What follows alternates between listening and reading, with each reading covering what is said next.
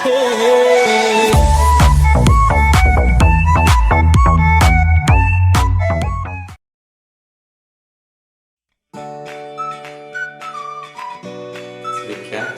esu Robertas ir skautauju 10 metų. Sveiki, esu Gilė ir skautauju 5 metus. Mano vardas Ugnė. Tai mano vardas Irina. Sveiki, esu Anata ir skautauju 6 metus. Kaip visi mane gerai žino, brolis Edgaras. Kiek laiko skautaujate? Drįsčiau teigti, kad 10 metai jau. Sveiki, esu Karolis, turiu juodą kaklaraištį, 1 laipsnio. Aš esu sesė Jurgita, Karaliaus Mindaugo vaiko vadovė. Esu vadovė Jurgita, skautauju 27 metus. Buvau viena iš pirmųjų skaučių jūrų. Tai va, turiu didelę savo būrį vaikučių. Šiuo metu 40 atvažiavo, taip turiu 120.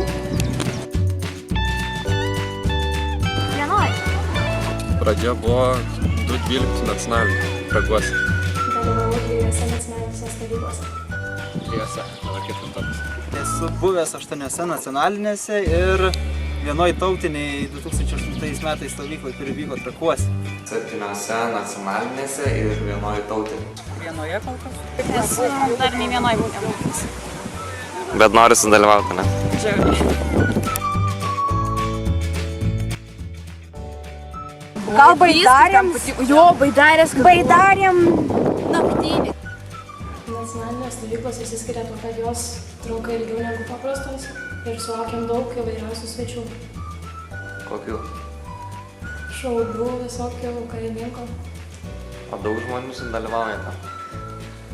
Aš manau, kad 100 visados būna. Smagiausi turbūt žygiai būna tie ilgesni, kur pernai buvo apie aplink Trakus. Šitą stovyklą Trakuose, ko gero, prisiminsiu visą gyvenimą, nes tai buvo ta stovykla, kurioje aš užsirašau patį pirmąjį savo kaklaraištį. Iš tikrųjų nebuvau mačius, kai buvau skautų vienoj vietai. Jie buvo tikrai įvairaus amžiaus ir iš visos Lietuvos, tas mane labai nustebino. Ir buvo labai smagu susipažinti su visais. Nacionalinės stovyklos išsiskiria tuo, kad veikla būna pati įvairiausia. Ir ne tik tradicinė, bet ir kažkas naujo. Pirma stovykla tai buvo krikštynos, buvo labai įsimintinos, buvo linksma, įdomu. Antra nacionalinė, turbūt labai patiko vaikai, kai davė priesaiką saulei tekant. Buvo labai gražu, nes buvom Trakuose, pilis, saulė, tai buvo kažkas ypatingo labai. 5 dienas, tai taip nemažai. Aš žinai, kiek šitoj nacionaliniai bus dienų? 10. Nepilnai, nes mes jau ant 10 dienos grįšime. Tai kaip 2 tavo paskutinės nacionalinės? Jo. Visų pirma, jas išsiskiria tuo, kad jų laukia visus metus. Jos yra daug didesnės už kitas stovyklas. Susitinki su visais savo skautais draugais iš kitų regionų, iš kitų laivų, kurių dažniausiai nematai kiekvieną dieną. Jos turi išskirtinę programą, tematiką ir daug įvairiausių dalykų, kurių nepamatysi kitose stovyklose. Visos pačios įsimintiniausios, pačios smagiausios, daug nuotykių, daug draugų. Bet pati smagiausia ir man širdžiai miela yra 2010 metų stovykla čia Rumšiškėse, kuri vyko, kadangi ten prasidėjo naujas skautavimo etapas, atsirado daug nuostabių draugių tauragiškių, kurios, jeigu mane žiūrit ir matot šitą video, tauragiškės pačios yra mieliausios ir gražiausios fanos, tai nesidrovėkit ir kabinkitės. Tai tikrai 2010 metų stovykla tokia įsimintina, miela, daug naujų draugų, gerų draugų, draugių, su kuriais labai didelę laiko dalį praleidžiam laisvalaikiu.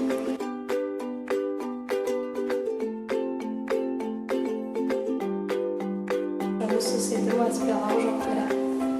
Tai tikriausiai patys įsimintiniausi vakaro laužai su, nežinau, įvairiom senai šalainom. Man ateina mintis apie ramius ir jaukius vakarus su draugais, apie puodus, apie žvaigždėtą dangų ir tiesiog smagų laiką, kurio laukiu visus metus.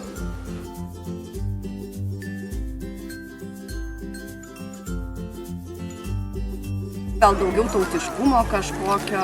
Alpinizmo technikos. Nu, tikiuosi, kad niekas nedus, bet šiaip, kad bus daug susikaupimo, dvasingumo, taip pat daug atsakomybės iš viršininkų, kadangi komanda, kaip žinoma, yra nauja, kad tiek stovyklautojai, tiek patys vadovai vienas kitą suprastų, vykdytų savo pareigas, linksmai ir įsimintinai praleistų šią 2016 metų nacionalinę stovyklą.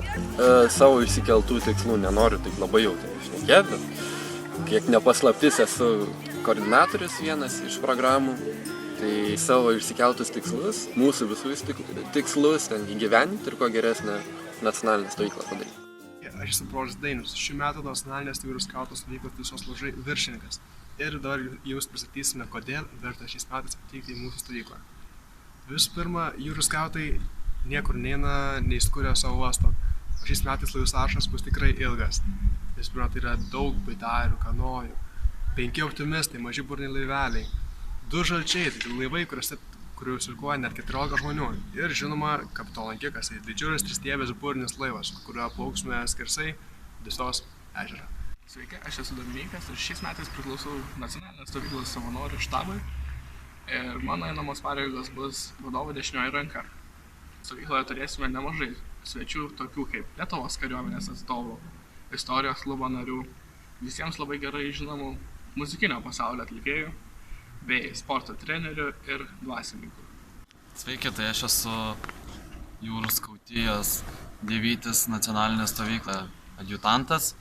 Programa bus šiais metais labai įvairi, kaip ir kiekvienais metais skirtingom amžiaus grupėm. Ir šioje stovykloje būriuosim, dainuosim, šoksim, mokinsimės įvairiausių išgyvenimo dalykų. Taip pat galėsite stebėti inscenizaciją mūšio ir joje dalyvauti. Mūsų laivuose vietų skaičius yra gana ribotas, tad patarčiau užsiregistruoti kuo greičiau, nes tokius jūrų skautų iššūkius bei nuotykius po naktiniu dangumi gali patirti tik vieną kartą metuose ir tik tai šioje stovykloje.